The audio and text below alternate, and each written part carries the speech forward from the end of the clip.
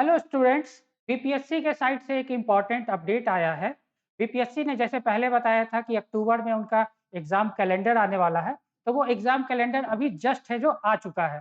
BPSC ने इस exam calendar के अंदर टोटल 37 मतलब 37 एग्ज़ाम्स के बारे में बताया है और उसके जो भी एग्ज़ाम के डेट्स आने वाले हैं, पीटी का एग्ज़ाम हुआ है, उसके रिज़ल्ट्स के जो डेट है या मेंस का एग्ज़ाम हुआ है, तो मेंस के रिज़ल्ट का जो डेट है, इवन जो इंटरव्यू होने वाला है, उसके डेट्स के बारे में भी मोटा-मोटी बातें कर ली हैं। फ्यूचर में जो-जो एग्ज़ाम्स लेने वाले हैं, उसके बारे में भी बताया गया है।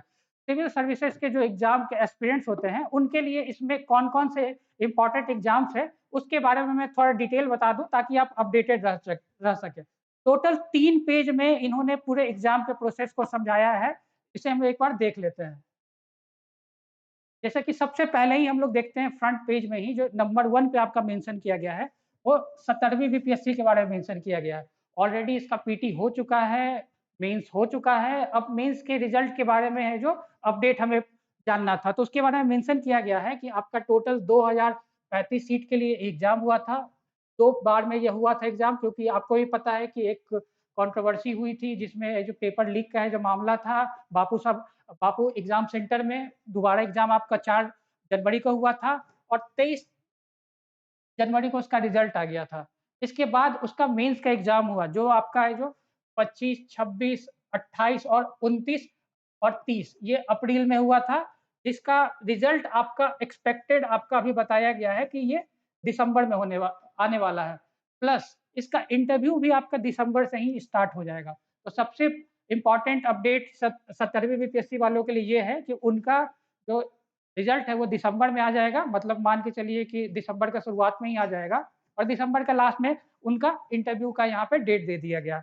अब वो बच्चे जो 71वां बीपीएससी लिखा था जिन्होंने, उनके लिए था कि उनका पीटी का रिज़ल्ट कब आने वाला है, तो उसके बारे में भी मेंशन किया गया है नंबर 5 पे कि आपका जो अ, ये नंबर ऑफ सीट्स आपका है 1298 और इसका जो आपका एग्ज़ाम था 13 तारीख को हो चुका था, 13 सितंबर को और नवंबर में एक्सपेक्टेड है कि आपका पीटी का रिज़ल्ट आ जाएगा। इसमें इम्पोर्टेंट बात ये है कि अगर रिज़ल्ट आ जाता है आपका नवंबर में तो मेंस कब होगा?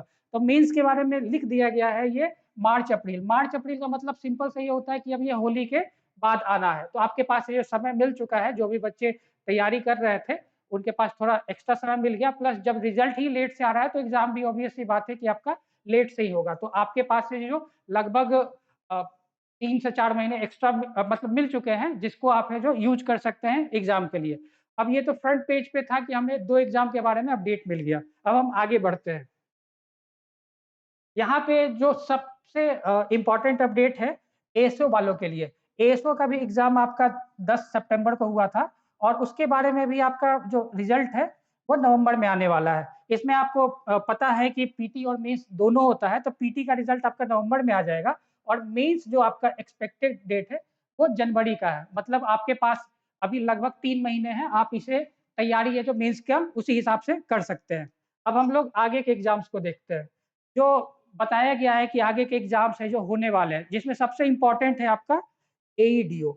एईडीओ के बारे में मैक्सिमम बच्चे जो अपडेट चाहते हैं कि कब उनका एग्ज़ाम होने वाला है, तो 935 सीट्स के लिए ऑलरेडी फॉर्म ये भरा जा चुका है और जैसा हर कोई जान रहा था कि ये लगभग जनवरी में होने वाला है, तो एज़ एक्सपेक्टेड जनवरी ही यहाँ पे डेट मेंशन किया गया है। इसमें भी आपके पास वही है, 3 महीने का आपको समय दिया गया है, तो जो भी बच्चे जो एईडीओ की तैयारी कर रहे हैं, तो वो अपनी तैयारी में और जी-जान से लग जाएँ।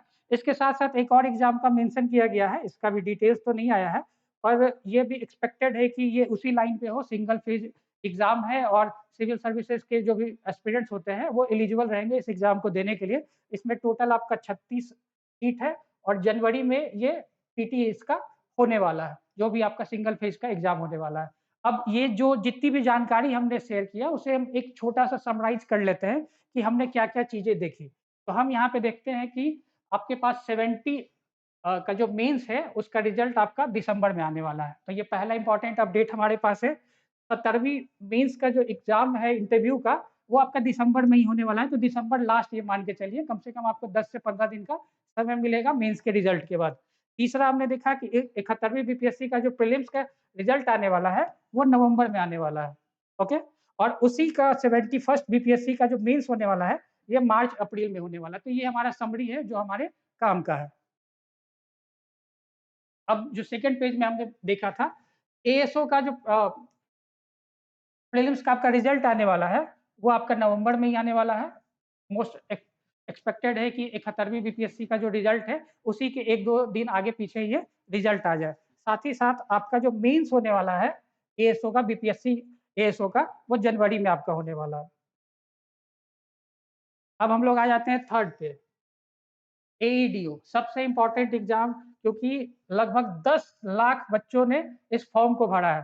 तो इसमें ये मेंशन किया गया है कि जनवरी में भी इसका सिंगल फेज़ जो एग्ज़ाम होने वाला है, वो आपका हो जाएगा। तो सारे बच्चों से ये अ, रहेगा कि आप लोग इस एग्ज़ाम की तैयारी है जो जी-जान से कीजिए। आप जैसे भी तैयारी कर रहे हैं, जिस भी नोट्स को पढ़ रहे हैं, जहाँ भी आपने जो क्लासेस जॉइन की है, तो उसे अगले 3 महीने तक जी-जान से लगा लीजिए।